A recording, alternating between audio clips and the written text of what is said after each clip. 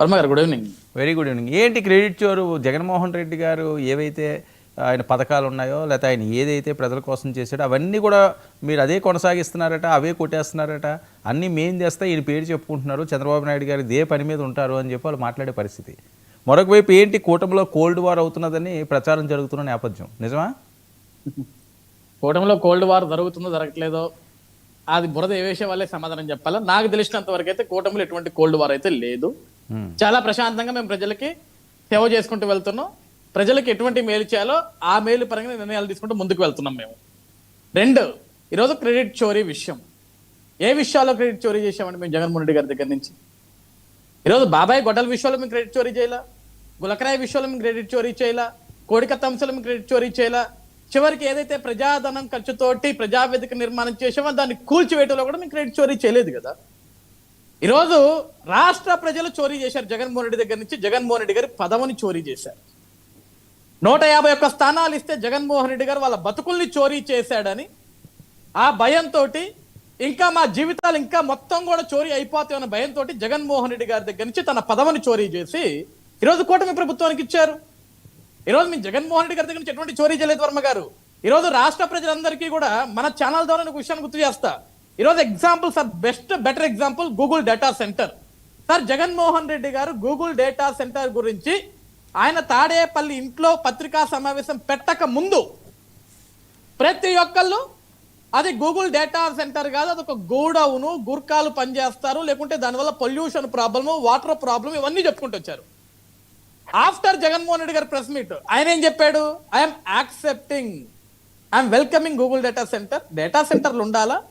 ఉంటుంది, నీటి ఎడుదు ఉంటుంది, కొంచెం పవర్ కన్సంప్షన్ ఉంటుంది, బట్ వాటన్నిటికీ మనం అవ్వాలి, ఎందుకంటే ఇప్పుడు ఉండేదంతా డేటా యుగం అన్న తర్వాత ఏ నోరుతోటైతే అందరూ గూగుల్ వల్ల వరస్ట్, దానివల్ల ఉపయోగం లేదు, దానివల్ల ఎవరికి ఉపయోగం లేదు అన్నారు, అందరూ కూడా ఎస్ ఇది మా జగన్మోహన్ రెడ్డి గారి క్రెడిట్, ఆయనే తెచ్చాడు, ఓకే మీరు చెప్పుకోండి, తప్పేం లేదు. మేము దానికి ఏమి సార్ ఇప్పుడు జగన్మోహన్ రెడ్డి గారు తెచ్చారు, మేమేం పారదోలేమా?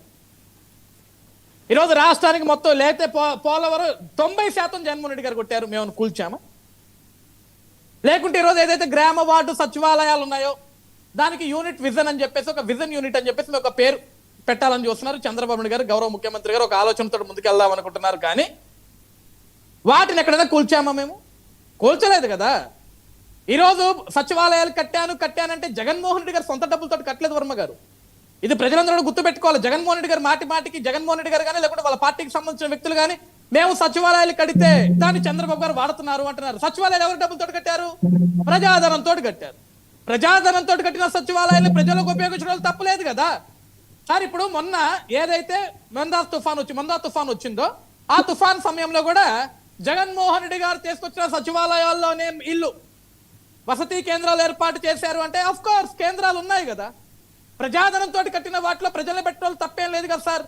అవి లేకపోతే మనం ఏదన్నా స్కూల్స్ లోనూ ఇంకెక్కడన్నా మనం వాళ్ళని అక్కడ అకామిడేట్ చేసేవాళ్ళం సార్. ఇప్పుడు 2014లో విభజన ఆంధ్రప్రదేశ్ రాష్ట్రం వచ్చిన తర్వాత మనము ఏదైతే లోటు బడ్జెట్లో ఏర్పడిన రాష్ట్రానికి సార్, ఆ రోజు మనం శాశ్వతంగా కట్టామా, లేకుంటే పర్మనెంట్ గా కట్టామా, లేకుంటే టెంపరీగా కట్టామా అంటే సచివాలయం కానీ అసెంబ్లీ కానీ కట్టాం. 2019 నుంచి 2024 వరకు జగన్మోహన్ రెడ్డి గారు ఎక్కడ పరిపాలన చేశారు సార్? అసెంబ్లీ సమావేశాలు ఆ అసెంబ్లీ నుంచే పెట్టారు కదా. ఇప్పుడు టెంపరీ పర్మనెంట్ పక్కన పెడితే కట్టిన దాంట్లో అయితే ఇప్పుడు మన ప్రజాధనంతో ఏదైతే ప్రజలకి మనం నిర్ణయేతలు సమాధానాలు చెప్పాలో దేని నుంచి అయితే కట్టామో దాని నుంచే దాని పరిపాలన సాగించింది 5 సంవత్సరాలు. మేమేమంటామంటే సార్ క్రెడిట్ చోరీ అంటున్నారు సార్. ఇక్కడ క్రెడిట్ చోరీలు ఆ చోరీలు ఏముండవు. క్రెడిట్ చోరీ అంటే ఎప్పుడు మాట్లాడుకోవాలా?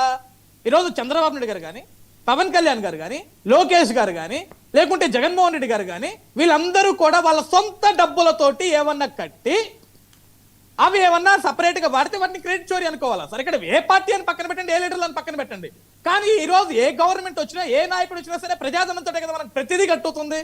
కాబట్టి ఇది క్రెడిట్ చోరీ అవ్వదు సార్. ప్రజలకు ఉపయోగపడేదానికి మనం వినియోగిస్తున్నాం.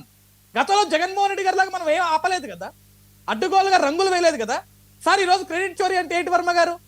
సార్ ఈ రోజు సర్వేరాలకి జగన్మోహన్ రెడ్డి గారు బొమ్మలు వేసుకోవటం ఏంటిది? అది క్రెడిట్ చోరీ కాదా? ప్రజాధనాన్ని క్రెడిట్ చోరీ చేశాడు ఆయన. సచివాలయాలకి ఆయన రంగులు వేసుకోవడం క్రెడిట్ చోరీ, ఏదైతే టిట్కోయిలకి ఆయన రంగులు వేసుకోవడం క్రెడిట్ చోరీ, ఏదైతే పేదవాళ్ళకి ఇచ్చే రేషన్ బియ్యం సంచులకి రంగులు వేసుకోవడం క్రెడిట్ చోరీ, ఏదైతే ప్రభుత్వ పాఠశాలలో వేసే బల్లాలకు వేసే రంగులు వేసుకోవడం క్రెడిట్ చోరీ, ఇవన్నీ ఏమంటారు సార్? క్రెడిట్ చోరీ కదా. చివరికి ఏదైతే విద్యార్థులు పాఠ్య పుస్తకాలు బ్యాగులో పెట్టుకొని పోవాలా, బ్యాగుల మీద కూడా జగనన్న కాను కానీ ఆయన పేరు వేసుకున్నాడు చూసారా సార్?